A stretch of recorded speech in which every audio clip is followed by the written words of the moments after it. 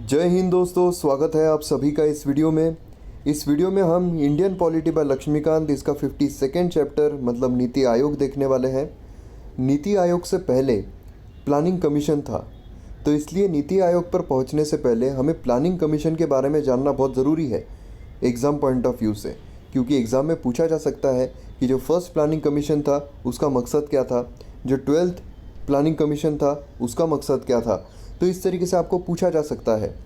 और आजकल बहुत ज़्यादा ये हो रहा है कि जो स्टेट पीएससीज होती है उसमें इस तरह के क्वेश्चंस काफ़ी निकलते हैं, यूपीएससी में काफ़ी क्वेश्चंस निकलते हैं कि कब प्लानिंग कमीशन को हॉल्ट किया गया था या ब्रेक लगाया गया था, क्योंकि ऐसे काफ़ी बार है जब प्लानिंग कमीशन बीच में रोक दी गई थी।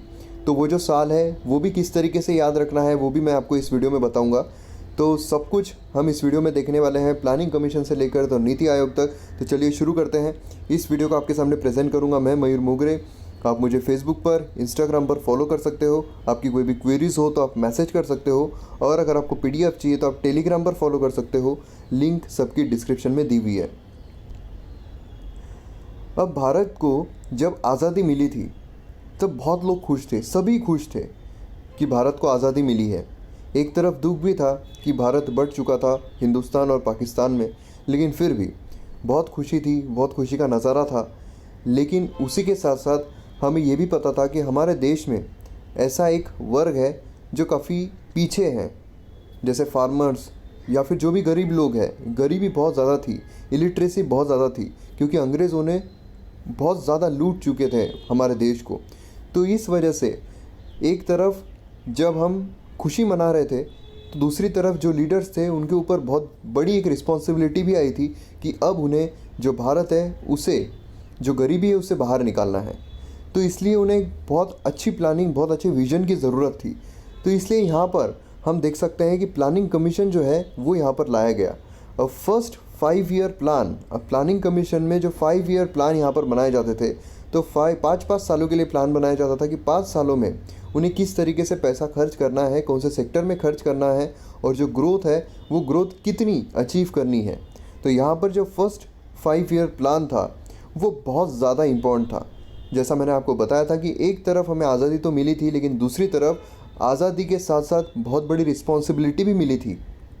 जैसे अगर आप यूपीएससी क्लियर कर लेते हो या स्टेट पीएससी क्लियर कर लेते हो तो खुशी होती ही आपके पास कि आपने यूपीएससी क्लियर कर ली है, स्टेट पीएससी क्लियर कर ली है। लेकिन उसी के साथ साथ आप पर बहुत बड़ी रिस्पॉन्सिबिलिटी भी आती है कि अब आपको देश की जनता के लिए कुछ करना है।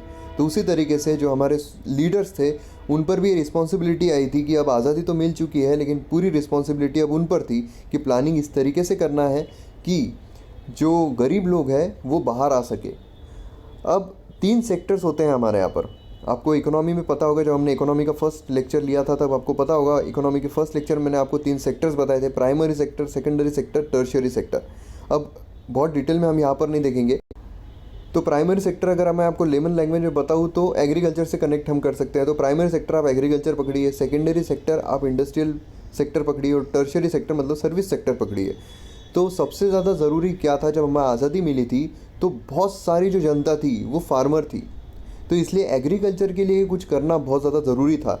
इसलिए फर्स्ट जो 5 ईयर प्लान था उसमें उन्होंने एग्रीकल्चर को स्ट्रांगली सपोर्ट किया था।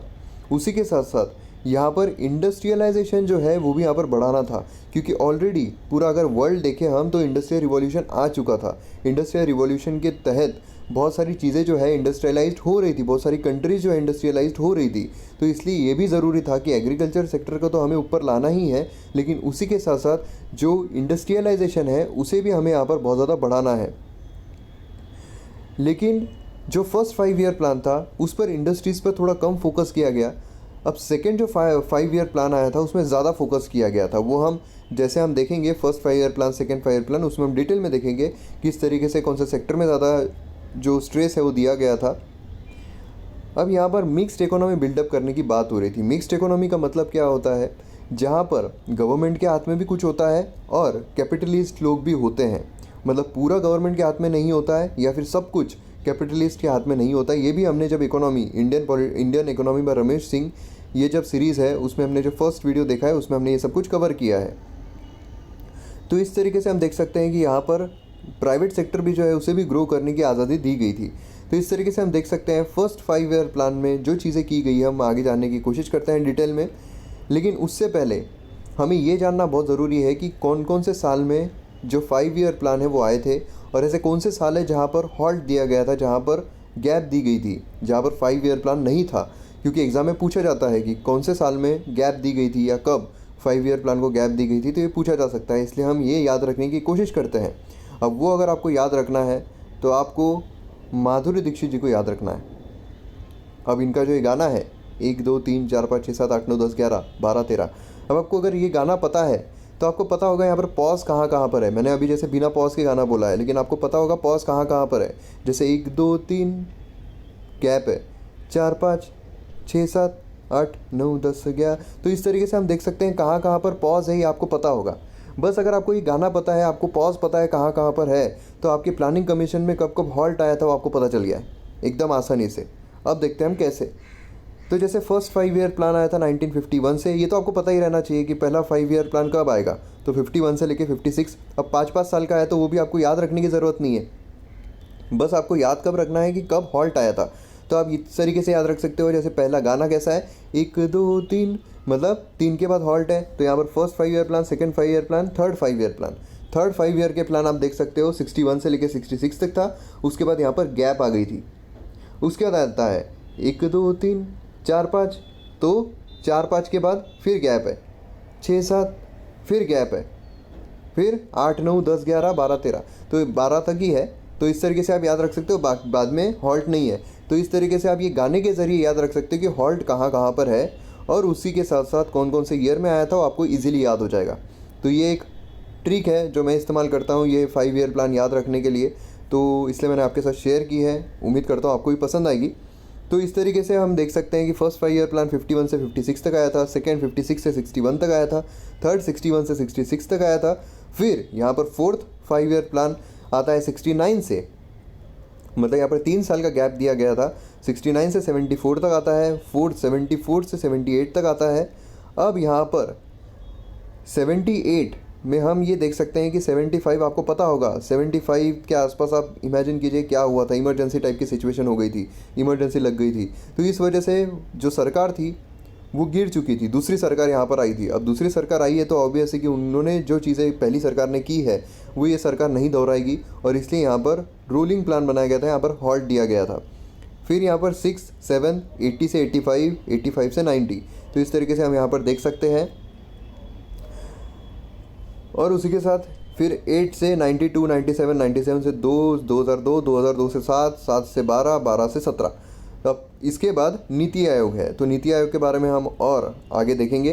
तो पहले हम देखते हैं फर्स्ट 5 ईयर प्लान में क्या किया गया था। अब जो फर्स्ट 5 ईयर प्लान आया था 51 से 56 तक का, अब भारत एक तरफ पूरा कृषि प्रधान देश है, अभी भी है, लेकिन उस वक्त बहुत ज़्यादा था।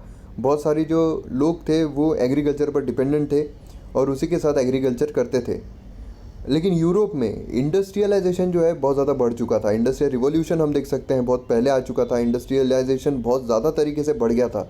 इसलिए हमें ज़रूरत थी कि हम एग्रीकल्चर पर तो फोकस करें ही, एग्रीकल्चर को स्ट्रॉन्ग करें ही, उसी के साथ साथ हमें ये भी ज़रूरी था कि हम इंडस्ट्रियलाइजेशन को भी बढ़ावा दें, ताकि हम जो बाकी यूरोपियन कंट्रीज़ है उससे कोप अप कर सकें। अब जो फर्स्ट हमारे प्रधानमंत्री थे, प्रधान सेवक थे जवाहरलाल नेहरू साहब, उन्होंने फर्स्ट 5 ईयर प्लान यहाँ पर इंट्रोड्यूस किया था। अब यहाँ पर 5 ईयर प्लान में क्या हुआ था, जो 51 में लॉन्च हुआ था, और इन्होंने बहुत ज़्यादा फोकस किस पर दिया था, तो हमने ऑलरेडी डिस्कस किया हुआ है, एग्रीकल्चर पर किया हुआ था। तो इससे आप याद रख सकते हो कि प्राइमरी सेक्टर पर बहुत ज़्यादा फोकस यहाँ पर किया हुआ था।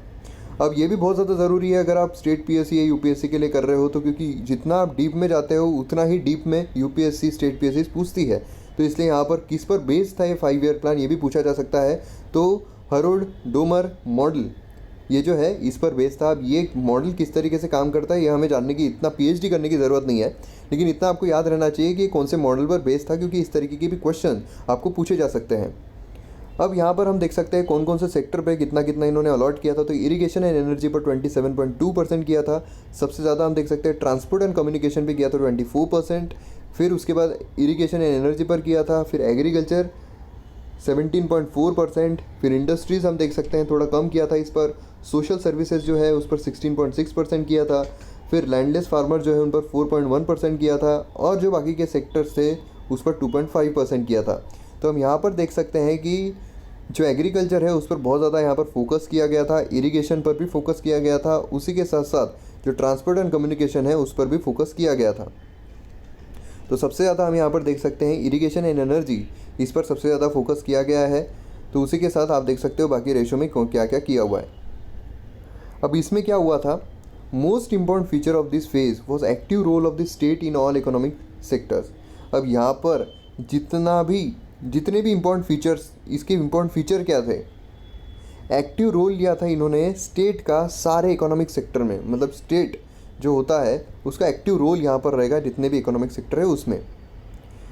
अब इस वजह से क्या हुआ था, इस वजह से जो भी चीज़ें हैं वो ज़्यादा तरीके से बढ़ रही थी बिना कोई स्वार्थ के, क्योंकि अगर आप कैपिटलिज्म को उसके पीछे दो किसी के पीछे तो अपना स्वार्थ देखेंगे क्योंकि उन्हें अपना बिजनेस करना है। लेकिन यहाँ पर गवर्नमेंट जो है वो एक्टिव रोल ले रही थी, तो इसलिए यहाँ पर गवर्नमेंट को कोई स्वार्थ नहीं होता है, उनके लिए उनका काम ही है कि जनता के लिए काम करे। तो इसलिए जब यहाँ पर जो स्टेट है, मतलब जो गवर्नमेंट है, उन्होंने जब एक्टिव पार्टिसिपेट किया इकोनॉमिक सेक्टर में, तो ऑब्वियसली जो इकोनॉमी है वो बढ़नी ही थी। अब टारगेट कितना था, तो टारगेट था 2.1% रहना चाहिए annual gross domestic product growth, लेकिन अचीव कितनी की गई थी, तो 3.6%। The net domestic product went up by 15%। इस तरीके से हम देख सकते हैं कि ये जो चीज़ है ये बढ़ती गई, जितना उन्होंने टारगेट किया था उससे ज़्यादा यहाँ पर अचीव हुआ था। अब यहाँ पर रीजंस भी काफ़ी है, जो मानसून है वो काफ़ी अच्छा हुआ था, एग्रीकल्चर पे उन्होंने ज़्यादा फोकस किया ही था। उसी के साथ साथ जब यहाँ पर मानसून भी अच्छा मिल जाता है तो फसल जो है वो अच्छी तरीके से निकलती है। अब फसल अच्छी निकलती है, प्रोडक्शन ज़्यादा होता है, तो यहाँ पर जो कॉस्ट है वो भी काफ़ी अच्छी खासी मिलती है फार्मर को। तो इस तरीके से हम देख सकते हैं कि जो पर कैपिटा इनकम हो, ये भी हो, ये सारी चीज़ें यहाँ पर बढ़ गई थी। उसी के साथ साथ इरिगेशन प्रोजेक्ट, जैसे हमने देखा था, इरिगेशन पर भी फोकस किया गया था, तो इरिगेशन प्रोजेक्ट यहाँ पर काफ़ी लाए गए थे जिससे कि एग्रीकल्चर सेक्टर में बहुत ज़्यादा फ़ायदा हो सकता है। तो इसलिए यहाँ पर हम देख सकते हैं जो बकरा हीराकुंड जो डैम्स है, दामोदर वैली डैम, तो ये हम देख सकते हैं यहाँ पर भी काफ़ी फोकस किया गया था। फिर World Health Organization with Indian government address children's health and reduce infant mortality indirectly contributing to population growth. अब यहाँ पर भी क्या हो रहा था, जो हेल्थ है उस पर भी यहाँ पर फोकस किया गया था। तो हम यहाँ पर देख सकते हैं कौन कौन से सेक्टर्स में फोकस किया गया है, तो एग्रीकल्चर और उसी के साथ साथ हम देख सकते हैं कि हेल्थ सेक्टर में भी काफ़ी ज़्यादा फोकस किया गया था। अब यहाँ पर एग्रीकल्चर ग्रोथ जितनी एक्सपेक्ट की थी उससे तो यहाँ पर ज़्यादा ही मिली थी, तो इसलिए हम यहाँ पर देख सकते हैं कि तारीफ़ के काबिल थे। मतलब यहाँ पर एग्रीकल्चर को उन्होंने आगे बढ़ा दिया था, एग्रीकल्चर यहाँ पर डेवलप हो गया था। तो हम यहाँ पर देख सकते हैं, यहाँ पर जैसे मोदी जी बोल रहे हैं वाह नेहरू जी वाह, तो इस तरीके से हम देख सकते हैं काफ़ी अच्छी सराहना की जा सकती है। लेकिन गवर्नमेंट का फोकस जो था वो यही नहीं था कि सिर्फ एग्रीकल्चर को सेक्टर को बढ़ाना है, उनका ये भी फोकस था जो यूरोपियन कंट्रीज़ में इंडस्ट्रियलाइजेशन हो रहा है तो हम इंडस्ट्रीज़ को भी यहाँ पर बहुत ज़्यादा बढ़ावा देना है। अब यहाँ पर इंडस्ट्रीज़ जो है, अब सेकेंड 5 ईयर प्लान में उन्होंने फोकस किया कि हम इंडस्ट्रीज़ पर यहाँ पर फोकस करते हैं, इंडस्ट्रीज़ को डेवलप करने की कोशिश करते हैं। तो यहाँ पर पब्लिक सेक्टर हो और इंडस्ट्रियलाइजेशन हो, इस पर सेकेंड 5 ईयर प्लान में बहुत ज़्यादा फोकस किया गया था। तो फर्स्ट इसमें जो सबसे ज़्यादा ज़रूरी था एग्रीकल्चर, उसी के साथ हेल्थ, ये दो चीज़ों पर फोकस किया गया। उसी के साथ सेकंड जब हम प्लान पर आते हैं तो यहाँ पर जो पब्लिक सेक्टर है उसी के साथ इंडस्ट्रियलाइजेशन है, इस पर बहुत ज़्यादा फोकस किया गया। अब इसमें क्या हुआ था, तो ये plan attempt to determine optimal allocation of investment between productive sectors in order to maximize long run economic growth. अब इन सबको पता था कि अगर हमें लॉन्ग रन इकोनॉमिक ग्रोथ चाहिए, अगर हमें डेवलपमेंट फास्ट रैपिड तरीके से करनी है, तो हमें इंडस्ट्रीज़ को यहाँ पर बहुत ज़्यादा, इंडस्ट्रियल सेक्टर जो है उसे बहुत ज़्यादा डेवलप करने की ज़रूरत है। क्योंकि अगर हमें कोप अप करना है, अगर हमें जो लेबर्स है, ये इसको स्किल्ड लेबर्स जो बोलते हैं हम, यहाँ पर अगर बढ़ावा देना है, एम्प्लॉयमेंट यहाँ पर ज़्यादा जनरेट करनी है, क्योंकि सारी की सारी जनता है वो एग्रीकल्चर पर तो नहीं जा सकती है। तो बहुत ज़्यादा ऐसा सेक्टर भी था जो अनएम्प्लॉयड था। अनएम्प्लॉयमेंट जो है अगर उसे हमें ख़त्म करना है, अगर हमें एम्प्लॉयमेंट जनरेट करनी है, तो इंडस्ट्रियलाइजेशन को बढ़ावा देना बहुत ज़रूरी है। तो इससे लॉन्ग रन इकोनॉमिक ग्रोथ के लिए इन्होंने इंडस्ट्रियलाइजेशन को बढ़ावा दिया और पब्लिक सेक्टर को भी बढ़ावा दिया था। अब ये भी एक ऐसा काल था, 80s तक हम बोल सकते हैं ऐसा काल था, जब आप किसी को भी पूछोगे कि आप क्या करते हो, आपका बेटा क्या करता है, तो वो यही कहते थे कि बैंक में काम कर रहा है। तो जो पब्लिक सेक्टर है इसको भी काफ़ी बढ़ावा दिया गया था। उसी के साथ plan assumed a closed economy in which main trading activity would be centred on importing capital goods. अब ये भी क्लोज्ड इकोनॉमी पर ज़्यादा फोकस किया गया था इसमें भी। उसी के साथ साथ हाइड्रो इलेक्ट्रिक पावर प्रोजेक्ट्स यहाँ पर लाए गए थे और बहुत सारी चीज़ें हैं, जैसे आप यहाँ पर देख सकते हो जो भी यहाँ पर कोल प्रोडक्शन है वो इंक्रीज़ किया गया था। रेलवे लाइन जो है वो यहाँ पर ऐड की गई थी। उसी के साथ साथ Tata institute of fundamental research and atomic energy commission of India ये स्टैब्लिश किया गया था एज अ रिसर्च इंस्टीट्यूट, मतलब रिसर्च को भी बढ़ावा दिया जा रहा था।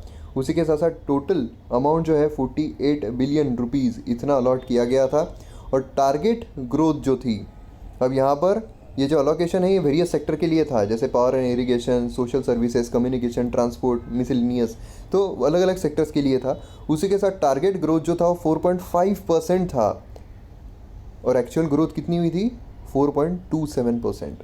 मतलब यहाँ क्या हो रहा है, यहाँ थोड़ा सा हम देख सकते हैं जो पहला वाला प्लान था उसमें बढ़ गया था, जितना एक्चुअल ग्रोथ था वो एक्सपेक्टेड इससे बढ़ गया था। लेकिन हम सेकेंड 5 ईयर प्लान में देख सकते हैं कि जितना टारगेटेड ग्रोथ था 4.5%, उससे हम एक्चुअल ग्रोथ देख सकते हैं थोड़ी कम थी, 4.27% थी। अब यहाँ पर आलोचना तो होनी ही है, तो यहाँ पर होगी ग्रोथ तो कम आ गई साहब। लेकिन एक बहुत बड़ी भी चीज़ हुई थी। वो क्या? एक बहुत बड़ी चीज़ इंतज़ार कर रही थी। वो थे हमारे चाइना के साहब। वो बोल रहे थे पिक्चर अभी बाकी है मेरे दोस्त, क्योंकि अब थर्ड ईयर प्लान जो था उसमें हम देख सकते हैं 61 से लेकर 66 तक था, जिसमें एक दुर्घटना यहाँ पर हुई थी। दुर्घटना हम बोल सकते हैं कि एक वॉर यहाँ पर हुआ था, जिसने बहुत ज़्यादा प्रॉब्लम्स इंडिया के लिए, सिर्फ एक रिस्पेक्टेबल पोजीशन पे ही नहीं तो एक इकोनॉमिक पर्सपेक्टिव से भी हम देख सकते हैं काफ़ी ज़्यादा प्रॉब्लम्स यहाँ पर क्रिएट हो गए थे, क्योंकि 1962 में वॉर हुआ था चाइना के साथ। अब यहाँ पर अब थर्ड 5 ईयर प्लान जो है उसमें स्ट्रेस किया गया था एग्रीकल्चर और जो प्रोडक्शन ऑफ व्हीट है उसे इंक्रीज़ करने के लिए, क्योंकि हम देख सकते हैं सेकंड 5 ईयर प्लान में थोड़ी जो ग्रोथ है वो कम आ गई थी। अब यहाँ पर उन्होंने फिर से जो एग्रीकल्चर है उस पर बहुत ज़्यादा स्ट्रेस किया और यहाँ पर जो प्रोडक्शन है व्हीट का उसे इंक्रीज़ करने की यहाँ पर बात की। लेकिन यहाँ पर सीनो इंडियन वॉर हो गया था 1962 में। अब जब वॉर होते हैं तो ऑब्वियस है कि डिफेंस जो होता है उस पर ज़्यादा फोकस करना पड़ता है। जितना ही पैसा अलॉट किया गया है वो सब डिफेंस में लगाना पड़ता है, इक्विपमेंट्स पर लगाने पड़ते हैं। उसी के साथ साथ सोल्जर जो है उन्हें यहाँ पर खाना प्रोवाइड करना पड़ता है, तो वो सारी चीज़ें यहाँ पर होती है। तो उससे काफ़ी ज़्यादा अफेक्ट इंडियन इकोनॉमी पर पड़ चुका था। अब यहाँ पर जो उन्होंने स्ट्रेस दिया था एग्रीकल्चर पर और व्हीट के प्रोडक्शन पर, तो वो सारा पैसा उन्होंने निकाल कर डिफेंस में लगाना पड़ा था, इंडियन आर्मी पर लगाना पड़ा था। अब उसी के साथ साथ यहाँ पर हम देख सकते हैं कि सीवियर ड्रॉट भी हमें यहाँ पर देखने को मिलता है 1965 में, जिस वजह से यहाँ पर ड्रॉट होने की वजह से क्या हुआ, प्रोडक्शन एकदम कट हो गया था। जो एग्रीकल्चर प्रोडक्शन है वो कट हो गया था। अब यहाँ पर सप्लाई बहुत ज़्यादा कट हो जाएगा तो ऑब्वियस है कि जो डिमांड है वो बहुत ज़्यादा बढ़ जाएगी। डिमांड बहुत ज़्यादा बढ़ जाएगी तो ऑब्वियस है कि यहाँ पर क्या होगा, जो इन्फ्लेशन है वो बहुत ज़्यादा बढ़ जाएगा। तो इन्फ्लेशन यहाँ पर बढ़ चुका था। प्रायोरिटी जो है वो शिफ्ट हो चुकी थी यहाँ पर प्राइस स्टेबलाइजेशन के लिए, कि अब यहाँ पर हम ठीक है ग्रोथ तो छोड़ो यार, प्राइस स्टेबलाइज करने की बात करते हैं, हम प्राइस स्टेबलाइज करने की कोशिश करते हैं। प्राइमरी स्कूल जो है ये रूरल एरिया में स्टार्ट किए गए थे। अब यहाँ पर ग्रास रूट लेवल पर डेमोक्रेसी को ले जाने की बात की जा रही थी, क्योंकि यहाँ पर वो देख रहे थे कि स्टेट जो है पूरी तरीके से काम नहीं कर पाएगी। जो छोटे छोटे गाँव होते हैं वहाँ पर उनके ही अगर यहाँ पर कोई हम लाया जाए, डेमोक्रेटिक एक गवर्नमेंट लाई जाए, तो हो सकता है कि इफेक्टिवली इम्प्लीमेंटेशन हो सके। तो पंचायत इलेक्शंस यहाँ पर हुए थे, पंचायती राज में हमने सब कुछ डिटेल में देखा हुआ है। उसी के साथ साथ इलेक्ट्रिसिटी बोर्ड यहाँ पर स्टैब्लिश किए गए थे, state secondary education board establish किए गए थे। तो हम यहाँ पर देख सकते हैं एजुकेशन को भी बढ़ावा देने की बात की जा रही थी। अब यहाँ पर टारगेट ग्रोथ कितना था, 5.6% टारगेटेड ग्रोथ था, लेकिन एक्चुअल ग्रोथ कितना आया, 2.4%। यहाँ पर हम देख सकते हैं कि एक वॉर ने, उसी के साथ जो ड्रॉट आया था, तो ये सब चीज़ों ने कितना ज़्यादा इकोनॉमी को हिला दिया था और जो ग्रोथ है वो कितनी नीचे आ गई थी।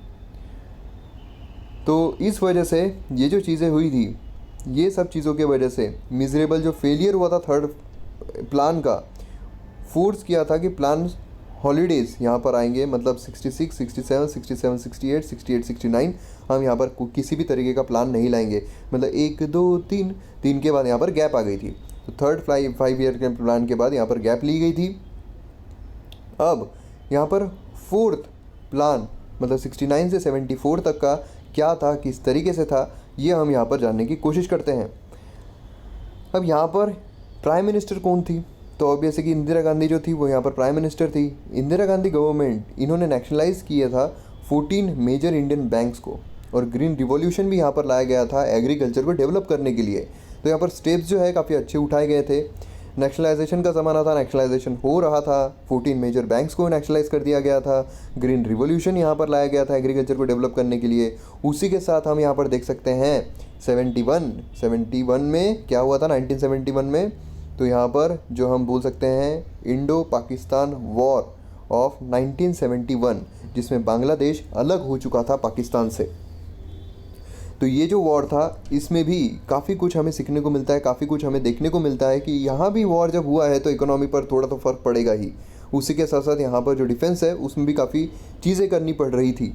यहाँ पर हम देख सकते हैं कि इंडिया ने भी इस वॉर में एक smiling Buddha underground nuclear test यहाँ पर हमें देखने को मिलता है। कब हुआ था ये? 74 में हमें देखने को मिलता है न्यूक्लियर टेस्ट पोखरण 1 में राजस्थान में। अब इसमें क्या हुआ था, अब यहाँ पर ये जो टेस्ट है ये हमने क्यों किया था, तो आपको पता होगा 1971 में जब वॉर हुआ था तो जो यूएसए है उनकी शिप बे ऑफ बंगाल में आ चुकी थी अटैक करने के लिए भारत पर। लेकिन हमने रशिया से मदद मांगी और रशिया के जो सबमरीन्स थे वो पीछे खड़े हो गए। उन्होंने कहा कि अगर आप भारत पर अटैक करते हो तो यहाँ से आप भी खाली नहीं जाओगे, आप भी मारे जाओगे। इसलिए फिर यूएसए ने सरेंडर कर दिया था और वो वापस निकल गए थे। और लेकिन जो रशिया था वहीं पर डटा हुआ था कि अगर फिर से यूएसए यहाँ पर आता है तो हम यहाँ पर उसे फेस करेंगे। तो इस तरीके से रशिया ने हमारी मदद की थी। तो इस डर से कि हम यहाँ पर न्यूक्लियर कैपेबल नहीं है, तो इस डर से फिर भारत ने भी यहाँ पर न्यूक्लियर टेस्ट कर दिया था 1974 में। टारगेट ग्रोथ कितना था फोर्थ प्लान में, तो 5.6% था, लेकिन एक्चुअल ग्रोथ कितनी हुई थी? 3.3% हुई थी। तो इससे भी हम यहाँ पर देख सकते हैं कि यहाँ पर भी जो एक्चुअल ग्रोथ था उससे कम ही यहाँ पर हमें ग्रोथ देखने को मिल रही थी फोर्थ में। फिर आता है फिफ्थ प्लान 74 से 78। अब इसमें भी हम देख सकते हैं 78 मतलब इमरजेंसी सारी सिचुएशंस। तो फिफ्थ 5 ईयर प्लान जो है उन्होंने स्ट्रेस किया था एम्प्लॉयमेंट पर, पॉवर्टी एलिवेशन पर, मतलब गरीबी हटाओ का नारा हमें देखने को मिलता था, और जस्टिस पर। यहाँ पर एग्रीकल्चर जो है उसे सेल्फ रिलायंट बनाया गया, डिफेंस पर भी खर्चा किया गया। इसमें हम देख सकते हैं सारे जो सेक्टर्स है उसमें हमें डिस्ट्रीब्यूशन देखने को मिलता है। अब यहाँ पर 78 में जो newly elected Morarji Desai government आई थी उन्होंने ये जो प्लान है रिजेक्ट कर दिया था। इलेक्ट्रिसिटी सप्लाई एक्ट अमेंड किया गया था 75 में, जिसमें सेंट्रल गवर्नमेंट को एक पावर जनरेशन एंड ट्रांसमिशन इसमें एंटर कर दिया गया था। अब इंडियन नेशनल हाईवे सिस्टम जो है ये भी यहाँ पर इंट्रोड्यूस की गई थी, और उसी के साथ टूरिज़्म जो है वो भी यहाँ पर एक्सपांड किया गया था। तो हम यहाँ पर देख सकते हैं काफ़ी कुछ यहाँ पर हमें देखने को मिलती है, काफ़ी कुछ चीज़ें हमें यहाँ पर देखने को मिलती है। अब मिनिमम नीड प्रोग्राम ये भी यहाँ पर लॉन्च किया गया था, ये भी यहाँ पर इंट्रोड्यूस किया गया था in the first year of fifth 5 year plan, मतलब 74 का जो फर्स्ट ईयर था उसमें इंट्रोड्यूस किया गया था। ऑब्जेक्टिव क्या था कि मिनिमम बेसिक नीड्स जो है ये यहाँ पर पूरे होने चाहिए इन लोगों के। मतलब क्या है कि स्टैंडर्ड ऑफ लिविंग जो है, लिविंग स्टैंडर्ड जो है ये लोगों का यहाँ पर इम्प्रूव किया जाए। टारगेट ग्रोथ था 4.4% का, और एक्चुअल ग्रोथ कितनी आई थी? 4.8% आई थी। मतलब यहाँ पर हम देख सकते हैं कि ग्रोथ तो हुई थी। तो इस तरीके से फिफ्थ 5 ईयर प्लान में हमें एक्चुअल ग्रोथ ज़्यादा देखने को मिलती है टारगेटेड ग्रोथ से। तो इस तरीके से हम देख सकते हैं कि फिफ्थ 5 ईयर प्लान पूरे सेक्टर में यहाँ पर हम देख सकते हैं पूरे सेक्टर में अलॉट किया गया था। फिर आता है सिक्स्थ प्लान जो 80 से 85 तक का था। अब ये जो है इकोनॉमिक लिबरलाइजेशन हमें यहाँ पर देखने को मिलता है। अब लिबरलाइजेशन यहाँ पर हो रहा था, तो इससे हम देख सकते हैं जो प्राइस कंट्रोल्स है वो यहाँ पर eliminated the ration shops were closed. उसी के साथ साथ increase in food prices and increase in the cost of living. यहाँ पर जो लोगों की कॉस्ट ऑफ लिविंग है वो भी बढ़ती जा रही थी, फूड प्राइजेस है वो भी यहाँ पर बढ़ रहे थे। This was the end of Nehruvian socialism. Nehru ji जो है वो किस पर बिलीव करते थे? सोशलिज्म पर बिलीव करते थे। सोशलिज्म मतलब क्या होता है कि क्लोज्ड इकोनॉमी जो हमने देखी थी, क्लोज्ड इकोनॉमी रहनी चाहिए, उसी के साथ साथ सब कुछ गवर्नमेंट के हाथ में रहना चाहिए। लेकिन यहाँ पर living of standard, cost of living, उसी के साथ फूड प्राइजेस यहाँ पर इंक्रीज़ हो रहे थे, लिबरलाइजेशन हो रहा था, प्राइवेटाइजेशन हो रहा था। उसी के साथ साथ हम यहाँ पर देख सकते हैं यहाँ पर एक जो बीज है वो बोया गया था। एक्चुअल जो हमें एलपीजी जो है वो तो 91 के बाद देखने को मिलता है, लेकिन बीज यहाँ पर बोए गए थे। National bank for agriculture and rural development was establish. तो इस तरीके से हम देख सकते हैं कि ये जो बैंक है ये भी यहाँ पर स्टैब्लिश किया गया था 12 जुलाई 1982 by recommendation of Sivaraman committee. Family planning जो है वो भी यहाँ पर एक्सपांड किए गए थे ताकि ओवर पॉपुलेशन जो है उसे कंट्रोल किया जा सके। अब यहाँ पर चाइना जो है वो strict and binding one child policy यहाँ पर अपना रहा था, और इंडिया की जो पॉलिसी है वो इस तरीके से नहीं थी इस तरीके से इंडिया जो है इतनी स्ट्रिक्ट पॉलिसी नहीं अपना रहा था। More prosperous area of India adopted family planning more rapidly than less prosperous areas. अब मोर जो प्रॉस्परस एरियाज थे, जो ज़्यादा डेवलप एरियाज थे भारत के, उन्होंने अच्छी तरीके से ये जो अडॉप्ट किया था प्लानिंग, जो फैमिली प्लानिंग सिस्टम है उसे, रदर दैन जो लेस प्रॉस्परस एरियाज थे वहाँ से। इसलिए हाई बर्थ रेट जो है कंटिन्यूड रहा था। अब 6th 5 ईयर प्लान जो है वो ग्रेट सक्सेस था इंडियन इकोनॉमी के लिए, क्योंकि टारगेट ग्रोथ था 5.2% और एक्चुअल ग्रोथ आई थी 5.4%। अब only 5 year plan which was done twice. तो इस तरीके से हम देख सकते हैं कि ये जो चीज़ें हैं बहुत इंपॉर्टेंट है। और ये जो लास्ट का सेंटेंस है, ये only 5 year plan which was done twice, दो so this was the only 5 year plan which was done twice. तो इस तरीके से आपको जो प्रीलिम्स है उसमें क्वेश्चन आ सकता है। तो ये बहुत ज़्यादा इंपॉर्टेंट है, बहुत ज़्यादा आपको याद रखने की ज़रूरत है। तो यहाँ पर 6 5 ईयर प्लान तक हमने देखा है। अब जो बाकी के 5 ईयर प्लान है, मतलब 12 5 ईयर प्लान, वो हम नेक्स्ट वीडियो में कवर करेंगे। उसी के साथ साथ जो नीति आयोग है वो भी कवर करेंगे। तो उम्मीद करता हूँ आपको वीडियो पसंद आया होगा। पसंद आया तो शेयर ज़रूर कीजिए, ताकि मैं आपको आपके सामने जल्द से जल्द ये जो वीडियोज़ है वो ला सकूँ। मिलते हैं हम अगले वीडियो में। जय हिंद।